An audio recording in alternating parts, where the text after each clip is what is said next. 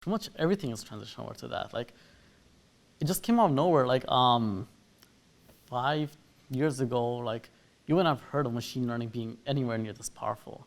And today it's just used on like every industry. Every company uses it across like everything.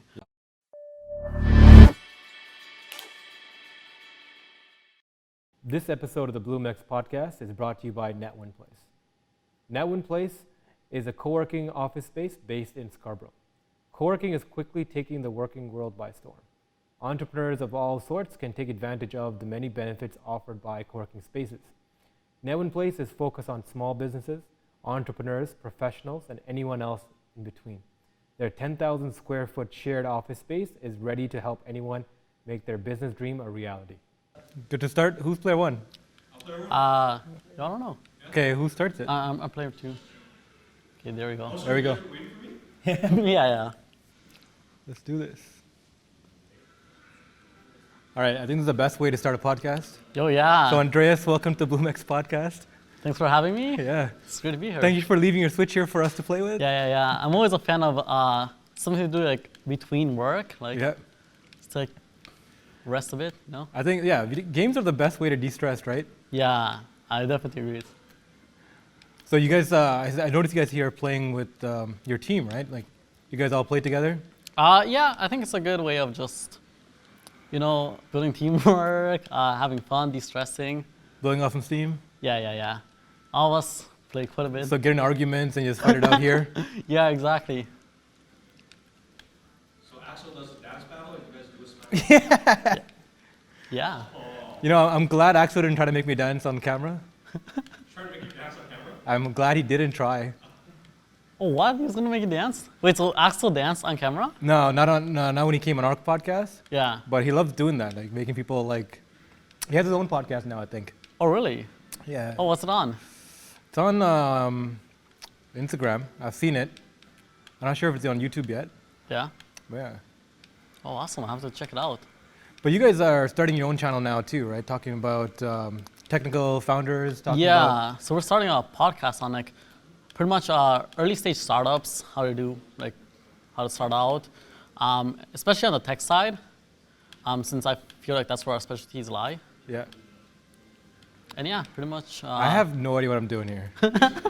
Yeah, everyone's just pressing random buttons. I haven't played Super Smash in so long. Let me live my life. How come you're not dead yet? Because I'm bound. What the? Oh, what? Your browser? Yeah. Yeah. Don't touch. Leave me alone. Come on, guys. I don't even know if I'm hurting anybody.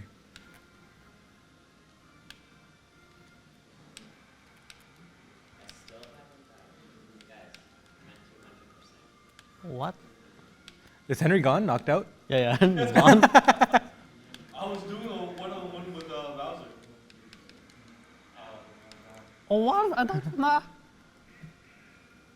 Who's gonna win this? I have no idea how I'm still in this.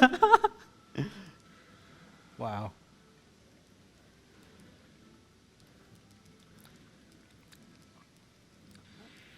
And Bowser's the winner. Okay. If I won, it would 100% Yo, mean that would've been random pressing of buttons wins. Works, you know? It does work. It does. Yeah. Cool.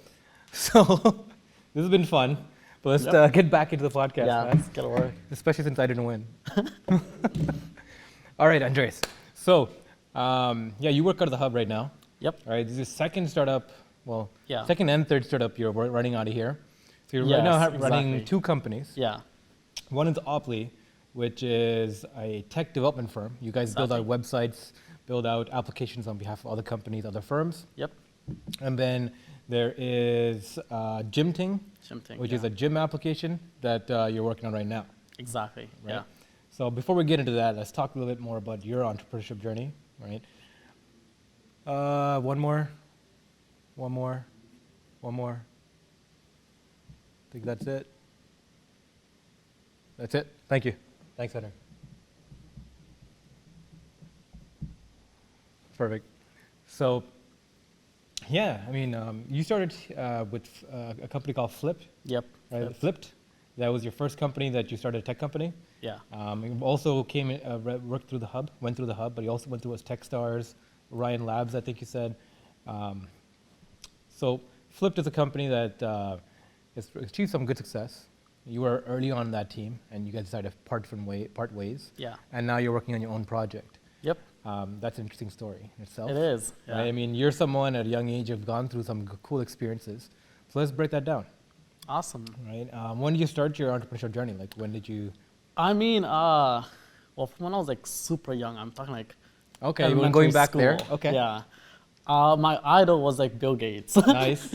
So I'm like, damn, this guy's richest person in the world, super great guy, like Yep. donating. And I always loved tech. Mhm. And like he was like the brains behind early Microsoft. So I always looked up to him. And I'm like, I always knew I wanted to have my own company, right? Yeah. I knew it was in the tech space, but I didn't really know exactly when. So my initial plan was finish university, work like maybe Google, Microsoft, one of those companies a couple years, and then start my own company. But then actually, so second year university, that summer, a friend of mine, Christian, came to me and he's like, hey, I have this idea for an app that locks your phone. Mm-hmm. And like, that caught me off guard. I'm like, what's the point of this? So then he broke it down saying it's pretty much to help people stay focused, not get distracted by their phones, which is a pretty big problem nowadays. So then, yeah, I started that. That was like 7 years ago now. 6, 7, yeah. Mm-hmm. So that went pretty well. We got into Ryan Labs, as you said, down in Mexico. I'll fly there a couple times. Nice. Um, Your co-founder was in there. At yeah, Ryan so my Labs? two co-founders were there in Mexico for like, I think it was a year. Okay. Yeah, I flew down a couple times, but I just stayed here doing all the development work. It didn't require everyone being there. No, it didn't. Yeah, so that was great because I was still in school. Yeah, yeah. I didn't want to drop out for that. So let's talk a little bit more about this project, right? When did you guys start it, and how did you guys come together to develop this project? Yeah, so I mean, I first met Christian coming into Canada, actually. We were both at the border, and our families spent like a couple weeks there. But then after that, I really like didn't talk to him after that. Okay. And then he came back like 3 years later. It's like, hey, Andres, I know you're in comp sci. I have this idea. So then that's when he pitched me that, and that's how that started. Yeah, because that's when I first met you, because you guys entered into the hub. Yeah. Kind of later on. So you already had the project kind of up and running at the time. You're building this thing. You kind of knew what you're doing, and you're working out of the hub. I remember hearing that idea because we were out of the first center across Yeah. the IC building, I see one. and you wanted to create this app where people can control when their phones are off. Yeah, exactly. Like that's an interesting concept, right? Did it require you to do anything special in terms of coding and engineering to do that? So the technology was very different, if I say so myself. Because the thing is, Google or Apple, they don't really want you to Mess lock with the their- phone. Yeah. yeah. It's almost like a virus, if you will. Yeah. Because like for a certain amount of time, you can't use your phone. So we had to have like really hacky ways of doing stuff. Like on Android, we used a notification, but we made it full screen and then disabled all the input and a bunch of other weird stuff. So it was a lot of like trial and error. The first, I'll say the first year, we were just like trying different stuff, seeing what works, seeing what didn't. There'll be some solutions that kind of worked, but then there'll be like a little hack you could do to get out of it. So it was definitely not easy. So it's kind of like a out. hacker project you guys put together. Exactly. And finding workarounds and achieve the end goal, which Yeah. prevents the phone from being used. Yeah, Nice. And this is mostly, you're the technical component of this team at this exactly. point. Yeah. Awesome.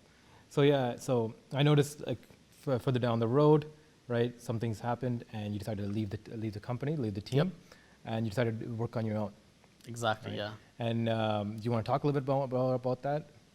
Like, when that was or what happened? So pretty much, my co-founders and myself, we didn't agree with each other that well on certain aspects. It was especially aggravated by the fact that they were a couple.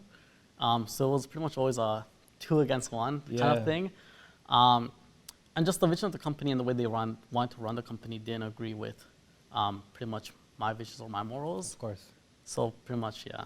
Yeah, and thank you for being so like forward about this, because that's one of the main issues about forming partnerships, right? It's so vital that when you're starting a company, especially like a technology company or a startup that needs to move fast, it's vital that you have more than one person. Yeah, right. I mean, it one of the things is. investors look for, at least 2 or 3 co-founders working together. Yeah. So that one person's down, other person can take Yeah. up and work together, right? And so also the complementing skill sets.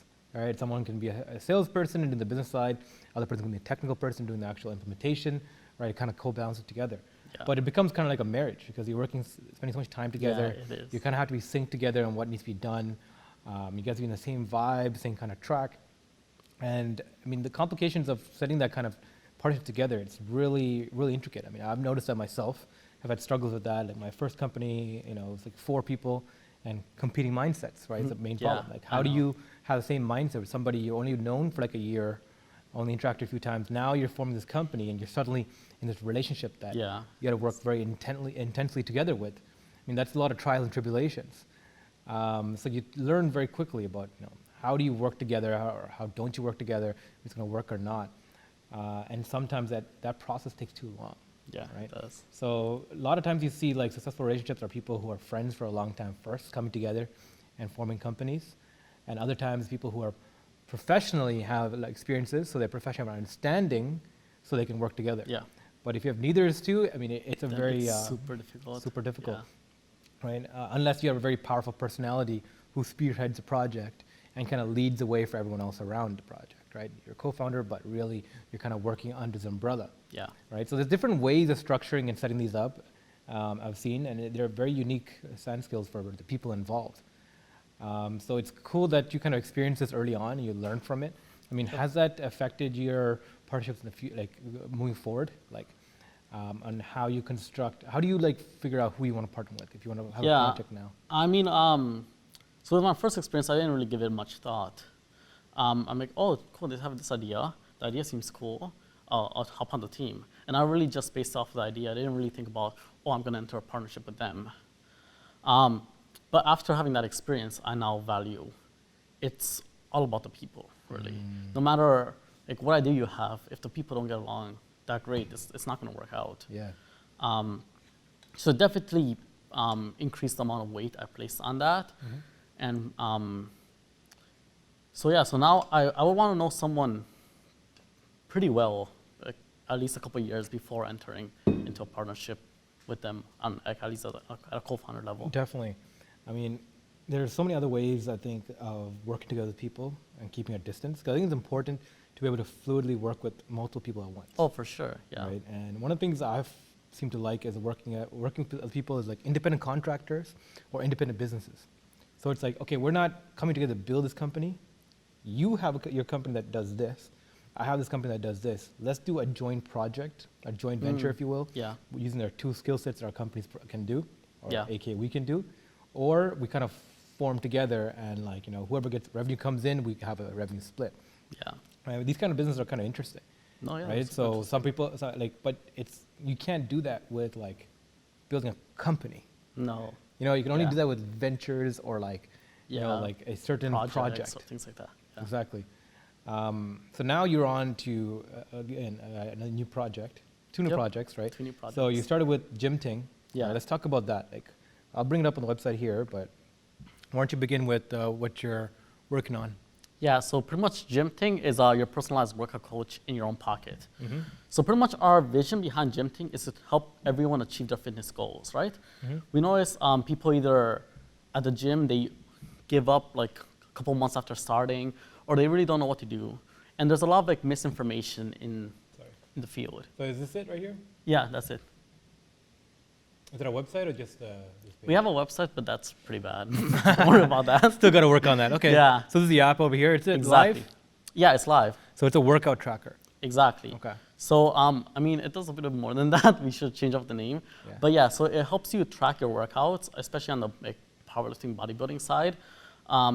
It started off because we go to the gym a lot, and we would always forget what we did last week.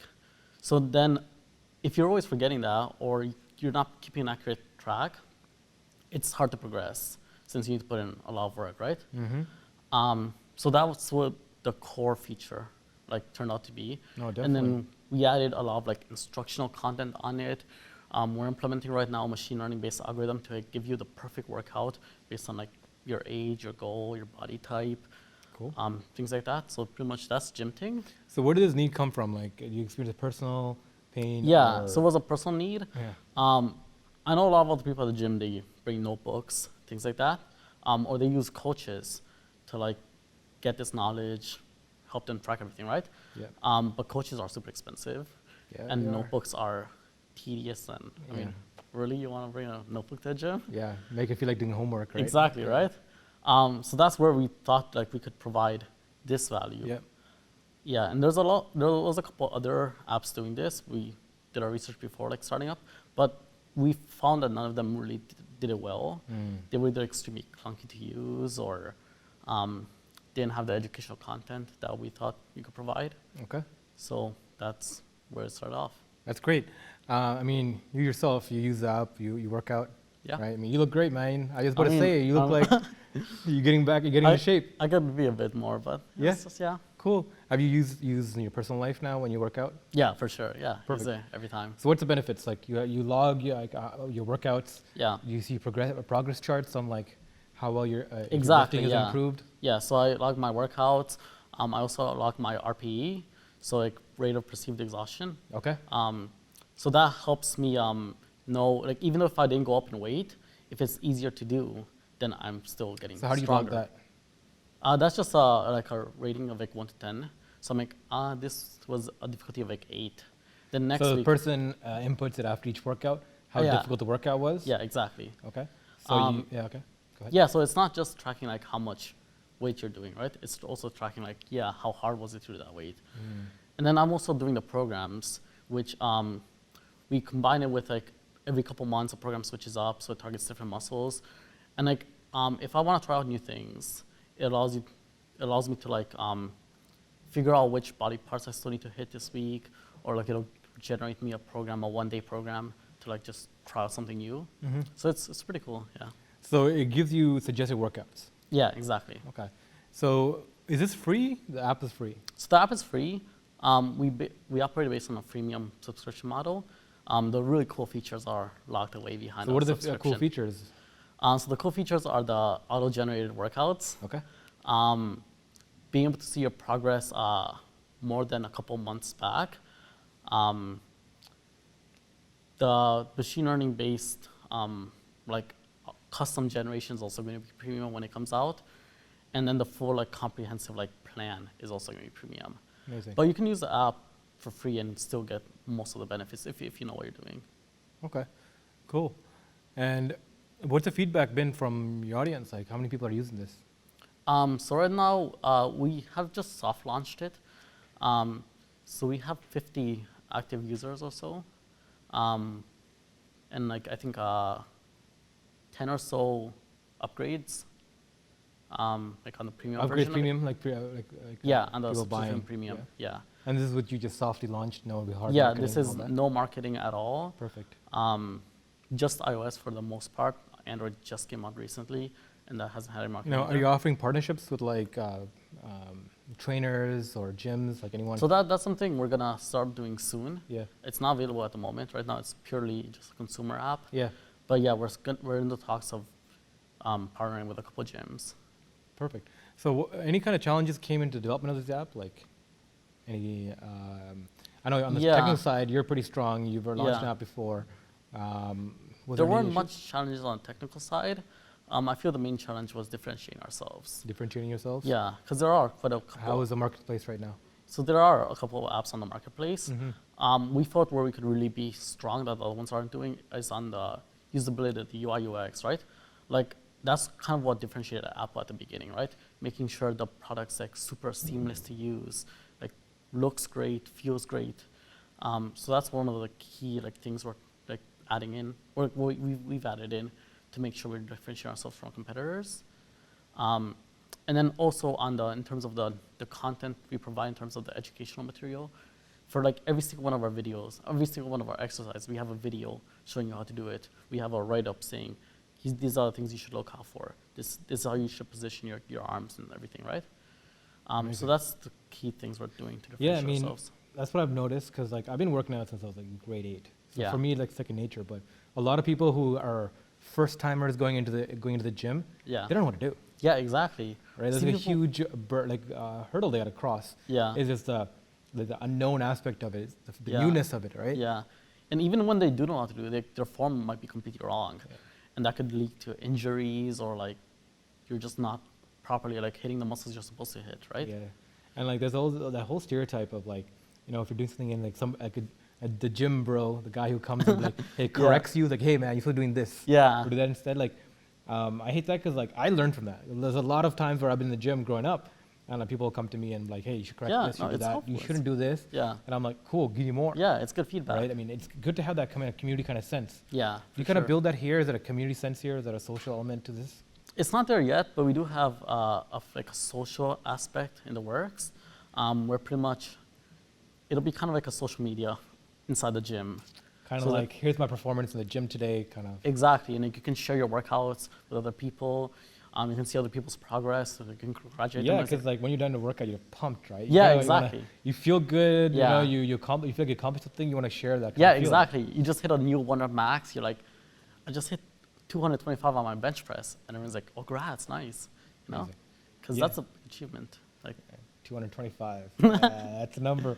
I mean, I remember the first time I benched like over 200. yeah, Amazing feeling. I know right? it is.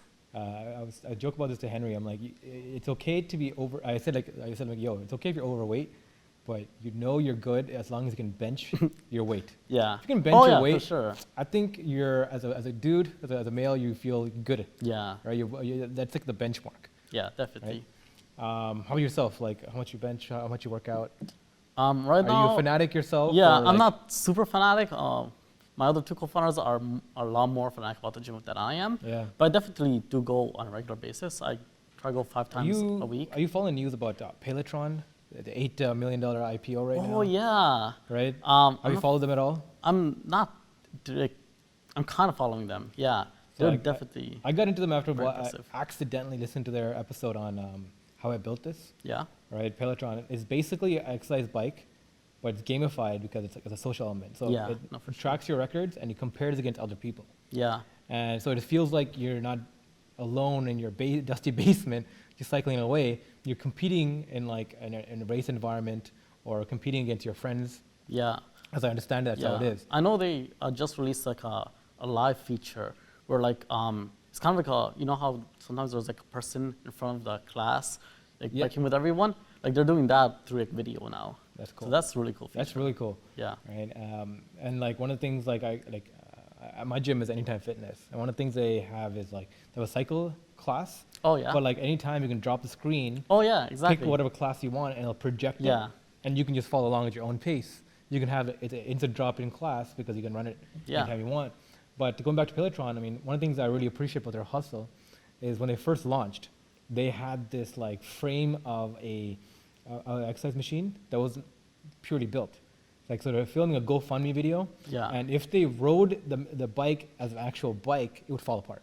Yeah. So the model they're filming had to pretend like they're going really fast and then Oh, speed really? up the film Yeah. to make it look like it's actually being ridden. Oh wow, that's And then they use genius. that hack to be like to promote the video to get Yeah. the first capital. They have to actually build their first prototype and move forward. Yeah. And now they're $8 billion IPO, man. Like Yeah. what a come up, right? No, they're doing great. So yeah. it's one of the stories like I love about like the entrepreneurship field, the innovation industry, is that hustle mentality of like, okay, what do we got to do to get the next level? Yeah. To level up, and go, right? And one of the things I appreciate about you guys is that while you're building this, you decided that you have all this access capability to build products.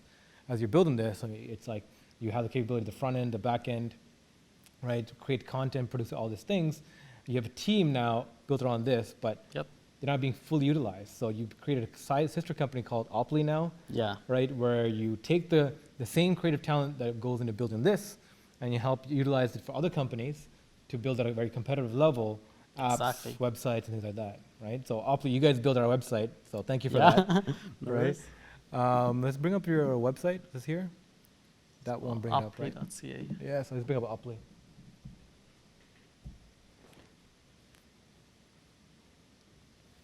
Helping startups get started.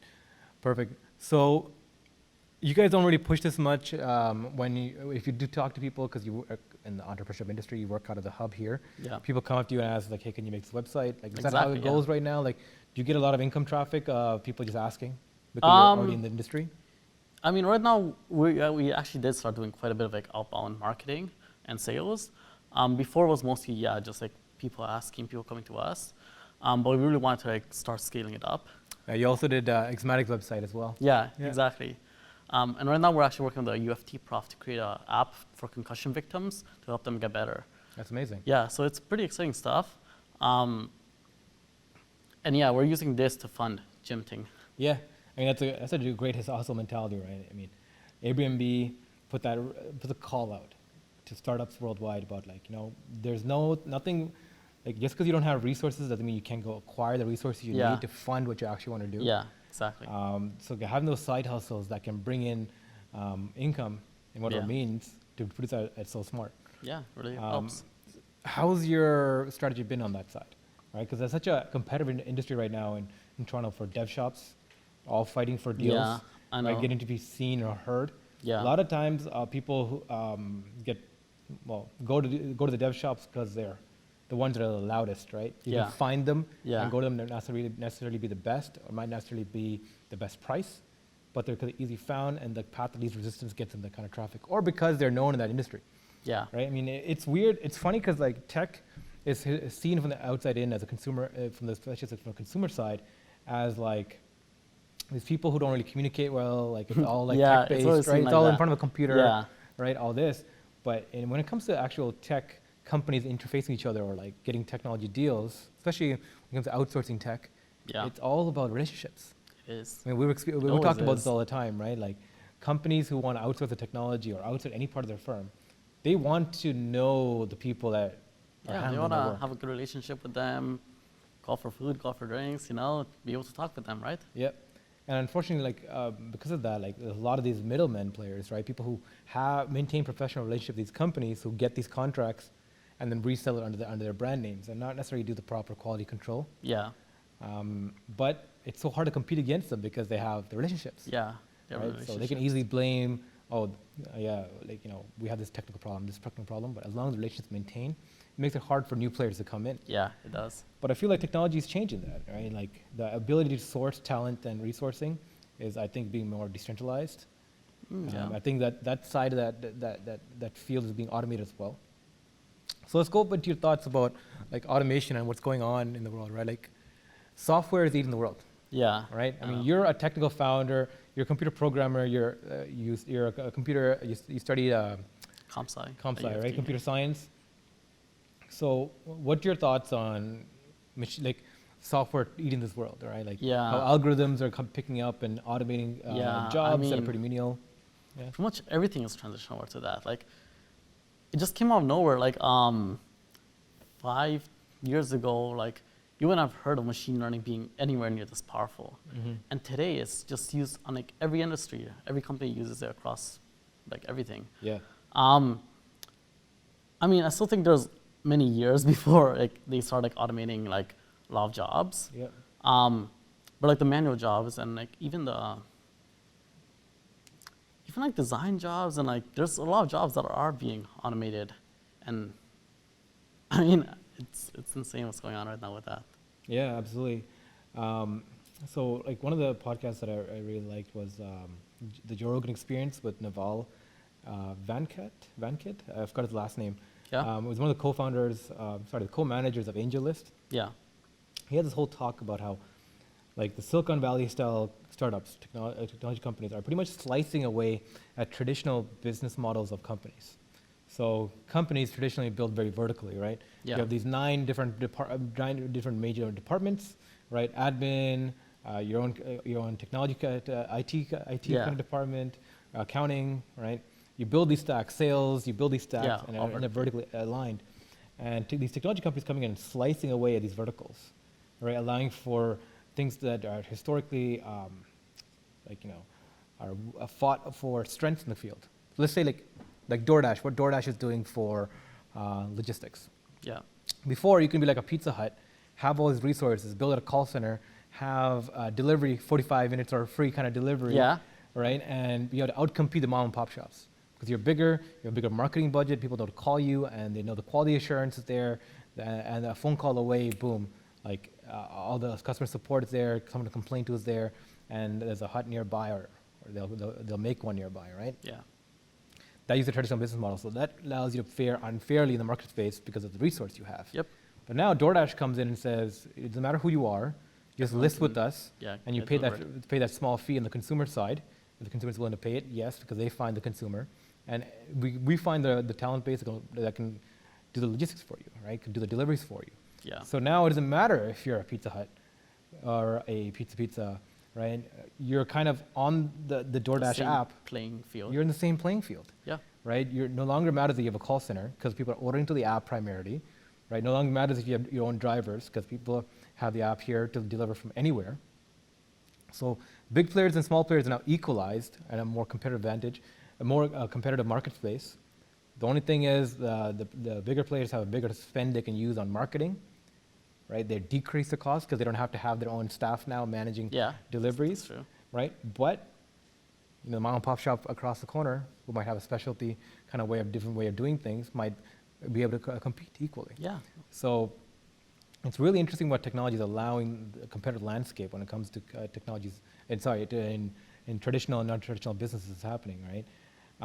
And kind of the view that this guy had was really interesting because it's like we're going back to how it used to be traditionally in human culture, right? Like everyone kind of takes care of themselves. Yeah. No longer are we this part of like these big hierarchy companies, but like everyone becomes their own entrepreneur and kind of atomizes the firm. Yeah. That's a term he uses, like Atomize? how like atomizing the firm. So smaller and smaller groups of people can manage larger and larger companies and systems through automation. And because of that, instead of like these big, huge companies popping up that run by a very lean team that sucks up all the resources, what we're seeing is the equalization of innovation, right? Where smaller teams can now compete with the larger players. Yeah. Yeah. And sure. that's one of the tenets I really love of technology and innovation right now, is the ability to equalize capitalism, to make it more equal for people, for new players to come into the game. But still, there's still such a huge knowledge gap missing. And like, okay, how do you interface with technology? How do you use that to build a company, right? I mean, there's still a lot of people who have no idea that this whole side of the economy exists, right? That you can easily just launch a Shopify account and launch a business right now without any kind of like actual infrastructure, and get that going just so that you're purely marketing and pure hustle, right? And I think that's sad, right? That more people need to get into it, but I think it's going to be falling into order, right? Like this is what I view is the future of work is going to look like, where we see more entrepreneurs and less people in jobs. And there's a positive benefit because not everybody benefits from being independent. Some people need the structure of being told what to do. Safety, right? all that stuff, They like, okay, sit here and do this. Okay, I can sit here and do this. I feel safe and secure. This is my environment. This is what I can control, what I can't control. This is what I report to. If I need help or if I don't know what to do, I go to this person. Yeah. Right? That security blanket of infrastructure is there, but that's being deteriorated by technology. And I think that's one of the main causes, like, there's so much anxiety in like the world right now, is because the independence and the choice that's coming from technology. Yeah. Now you have more access. Like you can now apply to more jobs than ever. Yeah. Same time, companies have access to more applicants than ever. Like I think the number, Lever was giving a number, like the average job now, posted by major companies have like 2,000 applicants. LinkedIn, Monster, right? All these different platforms. That's what Lever does, right? All these different platforms now feed in, if the company connects to Lever, feed into their management platform to manage all those applicants. Yeah. But like, think about that demand and supply. It's such an overwhelming response that companies now are focusing more on recruiting via referrals. So whoever works there, put a referral in, you are 90% more likely to hire that person. Yeah. Because it's too much response rate. Yeah, I know in my experience, like, I just put a job out there, and I get hundreds of resumes, and like, I just don't have the time to look all these over. To filter through. Yeah. Right, and the too much choice kind of freezes you. Yeah, I know, right? It does. It just like, okay, this work is too much. I'm not even going to pursue this anymore. So I think what's interesting is that's a huge benefit it's a huge potential there for disruption. I mean, we're seeing a lot of disruption in that kind of field, where recruitment fields, and now we're like there's companies paying Yeah. for headhunters almost, Yeah. right, to go and find the Yeah. talent. It's a couple machine learning based startups also doing like recruiting on that. Yeah. Yeah. But what's interesting is like you can't really you can recruit at the base level, right? Like you need very minimal little labor, but like for like more complex jobs, right? How do you find what kind of skills people have matches with the skills needed, right? Because if you really think about it, resumes don't really say much. People No, fake they resumes all the don't. time, Yeah, you can just pull anything there. right? So how do you validate the workforce, right? Yeah. So I think that's an interesting conversation Yeah. to have. Like, and that's one of the main reasons I like the idea of like the more entrepreneurs. So rather than people hiring other people, it's more like you put out the workload. Yeah. This is what I need to be done. This is how much I'm willing to pay for it, and more of a system comes into place where like it just distributes to people who are willing to do it, and they bid on the contract or Yeah. they take it, right? Yeah, I mean, there's a company engineering.ai, which is actually doing something like that. Oh yeah. So they're pretty much a dev shop. They're pretty large now.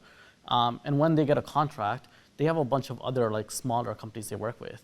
And then they split up that contract using their proprietary like algorithm. And then they give each of these companies a small part of that job. And then they just put it all together and deliver it to the client. And apparently for them, they claim it reduces prices by a lot. Because now you can specialize certain parts of the development process, right? So like if this company is really, really good at like front-end design, they'll send that to that and then be able to send it back into another company. Nice. So yeah, there's a lot of disruption in that space right now. And I think it's for the better. I mean, it can only just reduce costs, increase like productivity and like specialization. And I feel like that's just great. There's more people being able to like have their own startup, not being able to work under a boss. Yeah, absolutely. Yeah. Like, that's the kind of feature I feel like would be very beneficial. Is like, imagine waking up and seeing on your phone the type of jobs available for you. Yeah. And you can figure out working from home, working remotely, or going to a co-working space. You choose where you want to go work out of, and which jobs you want to work, which contracts you want to take on. Kind of like what Amazon's doing now with delivery, right? Like the delivery drivers would go and on their phone they like swipe right to pick jobs for Amazon deliveries, right? Those freelancers. Yeah, you swipe right to get your jobs. It goes into a cart. You pull up into the Amazon delivery facility, and whatever you chose gets put into you, and you go out and deliver them, and you get paid per job. It's almost a gig worker, right? Now, the gig economy takes a lot of flack because like the lower level jobs, menial tasks are being now given independent contractors, and there's no like minimum wage, there's no benefits coverage, and like again like they're not making as much as they would have in a traditional job. They get the freedom of course, working for themselves, and they're working more hours. They have the idea of being a business, but they're not really. I mean, you're not really a business if you're making barely enough to sustain yourself. That's true, right? yeah. But what I'm looking forward is when the gig economy hits up to like more higher level jobs, right?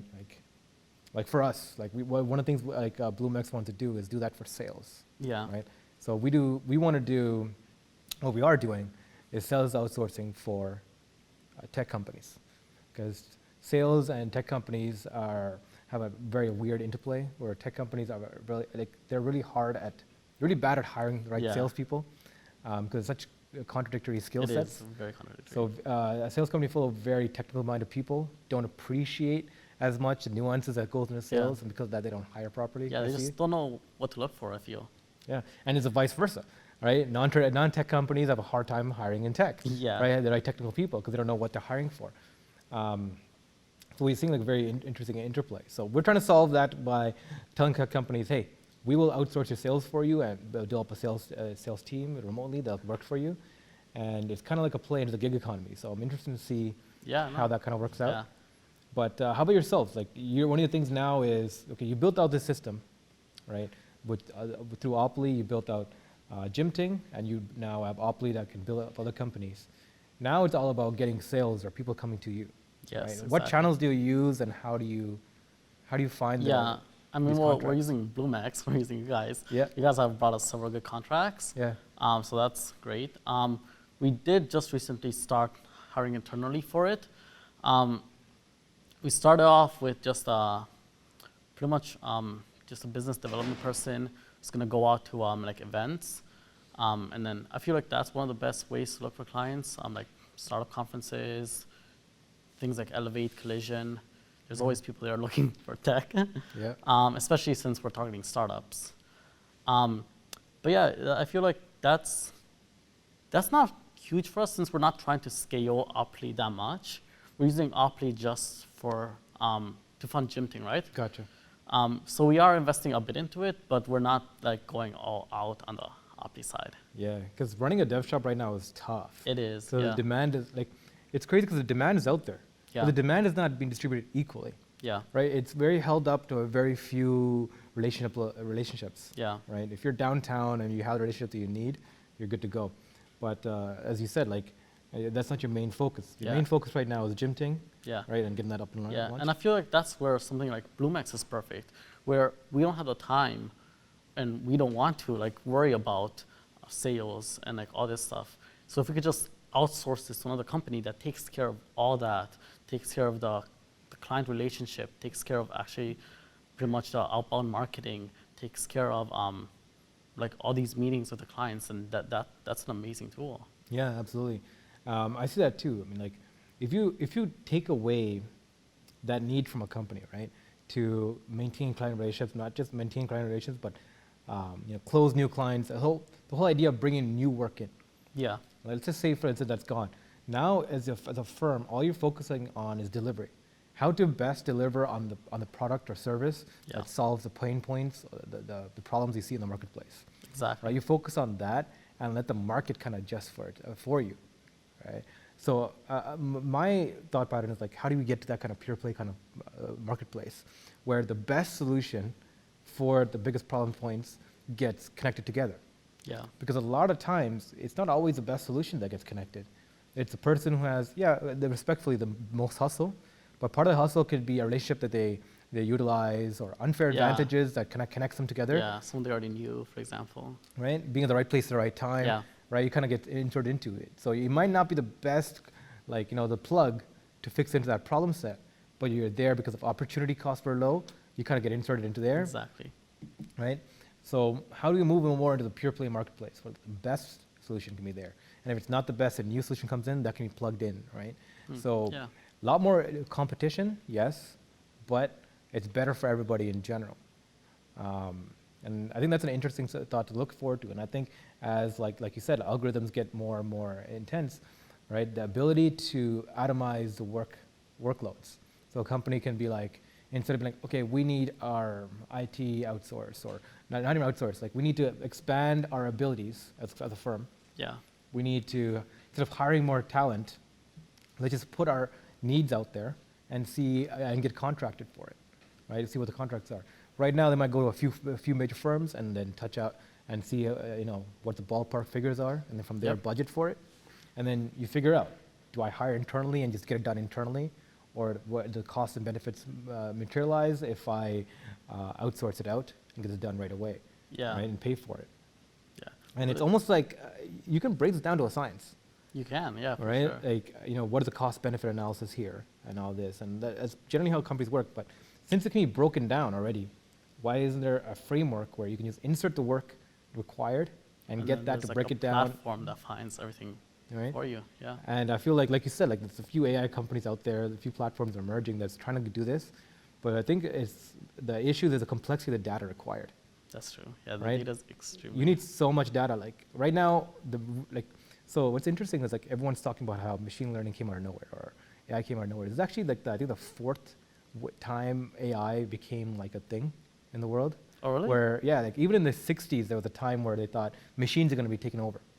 Like right during the computer revolution, the initial computer revolution, the 80s again, right? The internet first started forming, right? They thought there was always these periods where they thought like, oh, the machines are going to take over from humans, and it's always been fueled by high periods of growth and innovation within the computing industries. Yeah. And this time around, it's not because of new software; it's because of availability of data. Yeah, I feel like there's two big things. Like before, a lot of the algorithms were already invented, like in the 60s or 70s. Yep. But the computers weren't powerful enough to process all this data, to run them. And there was no data points to collect. Yeah, exactly, and there was no data. Yeah. So now that with all these companies, for example, Google, collecting all this data on everyone, Yeah. and having like large supercomputers, like that can like lead to like actual like much better machine learning and artificial intelligence. Absolutely. And I think that's one of the things that people don't understand much. Is like right now we're seeing with AI, it's not really an artificial intelligence. It's more narrow AI. Yeah. Right. AI is very specific to a certain specific task that can do it in bulk repeatedly for like at a very fast scale, using data points coming from that very narrow Yeah. field.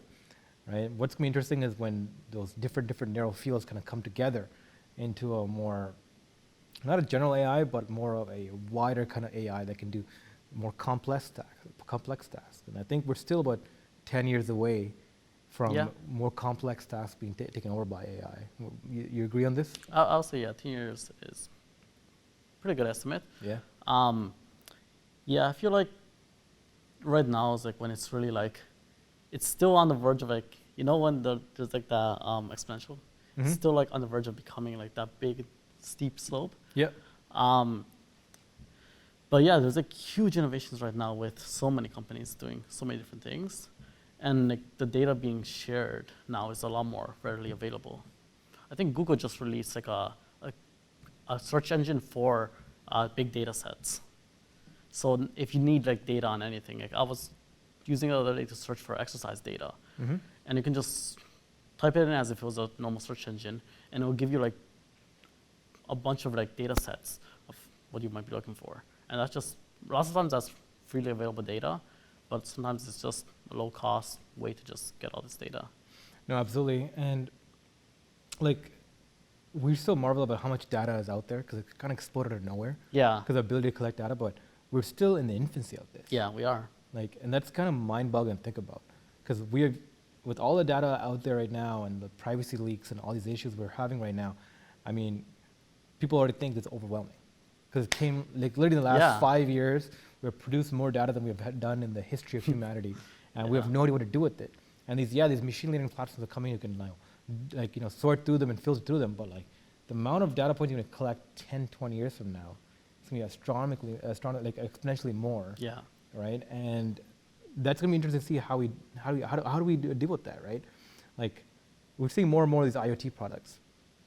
Like, there's an interesting one that came out in the States, is in fertility tech, right? Oh, okay. So it's a menstrual pad for women that measures how fertile you are. Oh, wow. Right, and gives you readings on your thing based off, your period and your monthly discharges, like, how fertile you are, what your cycles, like direct feedback on like, what's going on in your body. Yeah. But the distrust in data, right? Distrust in like, companies having ownership of that data for sure. prevents people from following that. So I feel like the privatization of the data collection is hampering the data collection. It's hampering the movement of the industry. You know what I mean? Where people are becoming distrustful. Like, wait, you hear these all your data leaks. You hear about data being out there and it being utilized without your knowledge, and people get worried.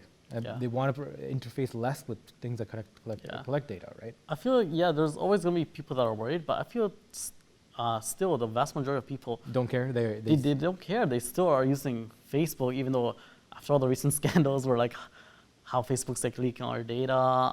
They're using like with forgot the name, the AI-based company out of the UK that did the election. Cambridge Analytica. Cambridge Analytica, like the huge scandal with Cambridge Analytica. And like that kind of just disappeared. I mean, they just started up a new company under a different name. I mean, and there's still people like just putting all their data out there.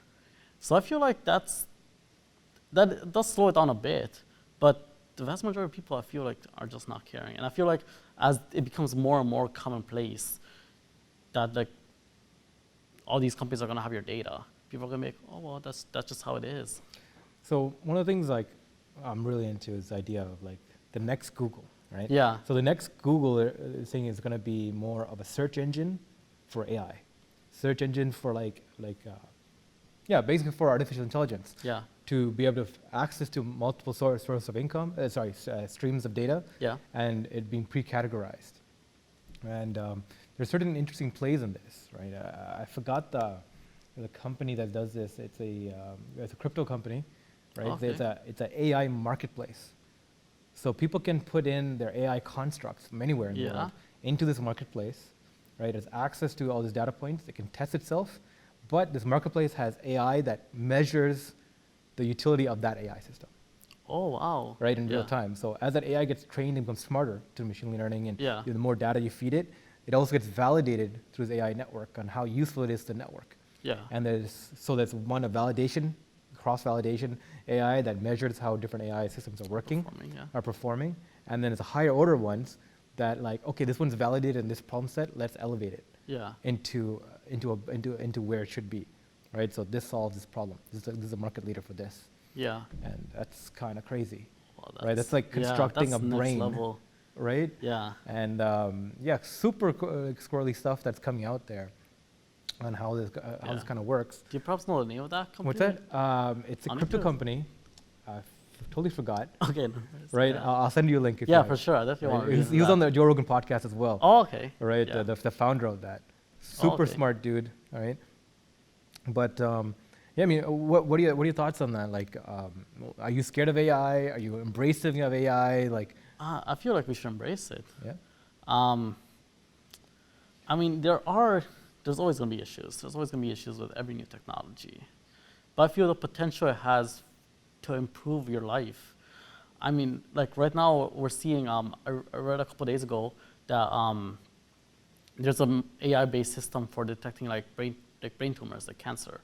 And it's performing equal or better level than doctors. Yep. Do So- you see that thing in China? It's like China pitted an AI competition Yeah. versus 500 of its best doctors, Oh yeah?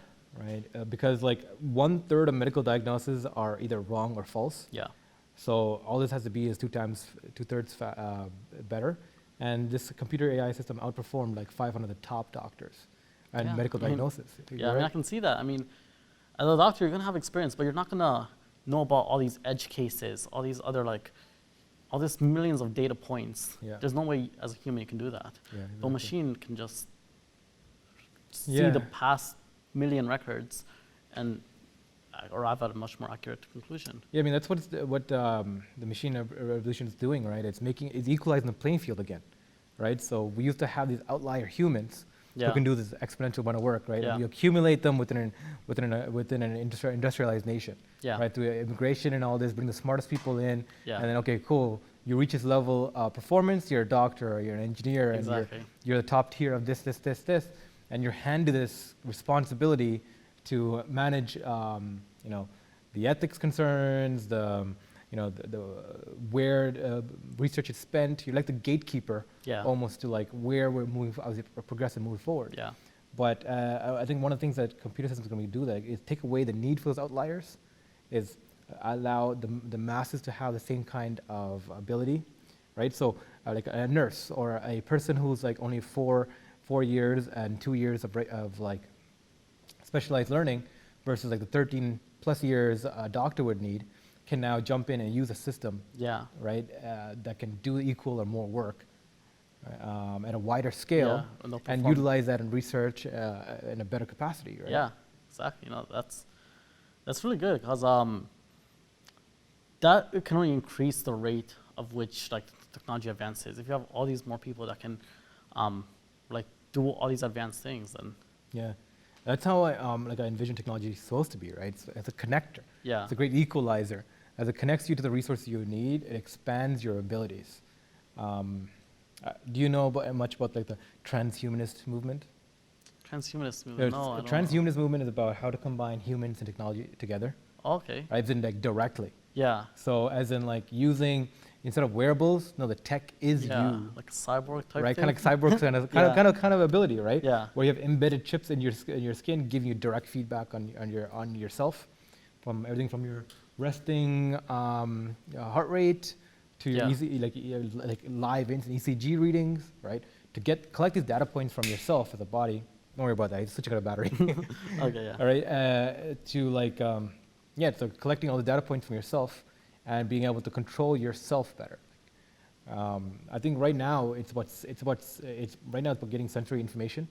Okay. So you insert these, you don't insert, you kind of like attach things to Oh, you. okay, yeah. Even wearing wearables, like in a smartwatch, is in effect transhumanism, Yeah. because you're expanding your That's ability true. to like monitor yourself. Yeah. And right now we're at the stage where you can now collect this data point to monitor yourself. But I think we're going to move very quickly into a point where we can now directly affect our bodies Yeah. in a way that, like, imagine being able to, like, through an app, control your resting heart rate, Wow. or that's- like yeah. your particular hormone levels. Yeah.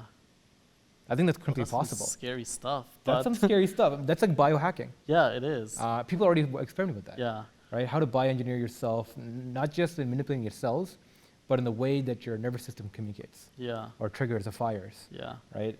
So imagine things like PTSD or like anxiety that's like taking over, like the anxiety issues that taking over. I guess people, like a lot of people are suffering with these kind of disorders. So you would experience it. If you experience it, you have a lot of physical cascading effects. But what if like a machine can stop it? Yeah. And you can directly control that. Yeah. What if you're a bodybuilder, but you can naturally increase your testosterone levels or your growth hormone levels, Yeah, that's true. right? By directly being able to control the feedback mechanisms in your body. Yeah. Because your body is a machine. It's a Yeah, whole at the end of the day, ecosystem, it is a machine. right? Yeah. And if you can trigger certain touch points, you can effectively control it, right? So it's about conquering yourself. Yeah. And the technology is going to allow that to be happening. Yeah. So I feel like the next for like 10, 20 years of fitness industry, right, is going to be that kind of capability. Right now, we have the sensory abilities Yeah. of being able to pull all this information from yourself and allow you to train yourself better or move yourself better. But as things move on with fitness, you're going to directly be able to have a machine feedback to your body, right? Like Yeah. imagine being able to run a marathon or on a treadmill, but in your mind you're watching a movie. But like a Yeah. machine is taking over your Over actual your muscle body and movements, then- so your body movements, and making you Yeah. run on the treadmill. Yeah. So you're effectively, while you're training, you're like doing a 1 mile run Yeah. or like a multiple mile run, you're running for an hour Yeah. You're on not a even treadmill thinking or about it. whatever, but a machine is controlling your body Yeah. and making it work out. Yeah. While your consciousness is experiencing something else. Yeah. It's like some Black Mirror type That's some Black Mirror shit. Yeah. I Right? mean, that'd be amazing. I think there's still A long way to several go. years. There's Yeah, years to there's go. a long way but to 10 go. years is not that But long yeah, of no, time. I know. Yeah. I think in 10 years, we're going to have the ability to directly be able to, to have direct feedback into the body. Yeah. right? I mean, they are already like doing like things for blind people. Like it's a chip implanted in your brain that does allow you to see. And Yeah. right now it's the super early stages. I think it's like a 16 by 16 pixel grid or something. So you can only kind of see like lights and things like that. Yeah. But it's a proof of concept for the technology, that being able to like directly interface with your brain and give your brain signals directly. So that's, the technology is already kind of like starting out there. It has a huge way to go, but I can definitely see it. Absolutely. Yeah. I mean, do you use wearables and stuff like that in your normal days? Like, Yeah, I personally don't, but I do see like why people use them. They're great. Yeah. they're great, right? And like, it's crazy, but like, there are the different types of wearables coming out now, right? Like, you can wear like an Apple smartwatch. Like, the vast majority of, I do a lot of clients, and a lot of the Apple Watch users are actually like people that are older, 50 years plus, because they can be used to monitor your heart rate. Oh yeah. Independently of your phone too, right? Yeah. Monitor your heart rate. It actually gives a very accurate ECG reading Yeah. of any kind of heart murmurs or anything. It can predict heart attacks, things like that. But I mean, Yeah. very soon we're gonna have the capability, right, to monitor way more things in the body in real time, Yeah, that's true. right? Like, like what's in your blood content, right? Sugar levels, things like that. I think that's gonna be a very interesting fitness industry for that kind of Yeah. capability. Yeah, I mean, the whole biotech space is just blowing up right now. Especially, it's scary what they're doing now with like genome modifications. Yeah. Where like you can, like, if you want your kid to be born a certain way, you can like go in and modify the genomes. I know they've been doing some experimentation with that in China. Yeah, I mean, there's still some like a controversy with that. There's a huge controversy with Not that. even the moral ethics of it, Yeah. if it's whether it's actually effective.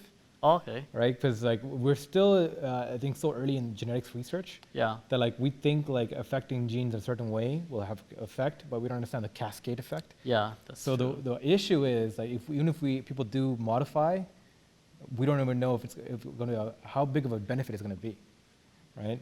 I mean, the scary effect is like we created superhumans, Yeah. right? But what if? But like we can very well be like put in like $50,000, $500,000, and only have a certain percentage increase, right? I mean, are we okay with that? Yeah. Right?